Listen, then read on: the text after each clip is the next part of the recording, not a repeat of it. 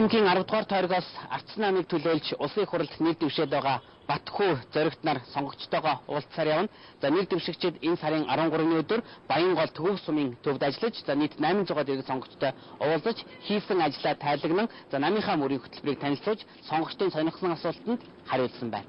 Аймгийн төвөөс 140 км-ийн зайд орших Төвөрг суманд зуншлах сайхан байна.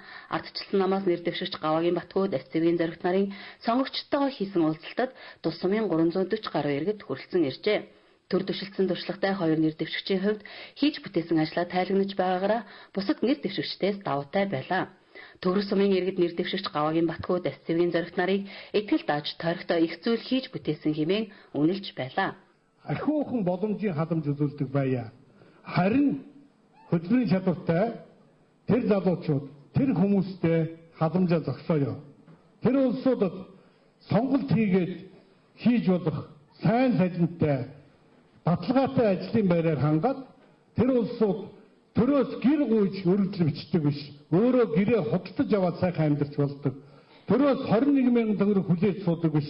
Өдөрт ядахтаа 30 мянган төгрөгийн үнэтэй ажил хийгээд сайхан амьдардаг болохын тулд би ажиллана гэдгийг та бүхэнд хэлье. Баярлалаа. Салаагаар уурсдаг энэ олон сангуудыг нэг бодлогоор, нэг гараар үр дүнтэй өөр хангааруугаа чиглүүлнэ.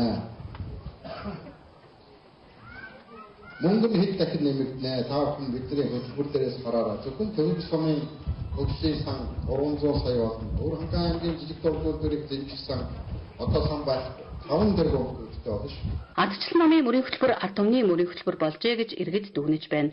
Тиймээс ч 2 жил гаруй хугацаанд улс орон даяар зохион байгуулсан Монгол хүн 2020 хэлэлцүүлэгт тулгуурлан боловсруулсан ардчилсан намын мөрийн хөтөлбөрийг хэрэгжүүлэх боломжийг бүрдүүлж ардчилсан намаас нэр дэвшигчдийг дэмжинэ гэдгээ илэрхийлж байна.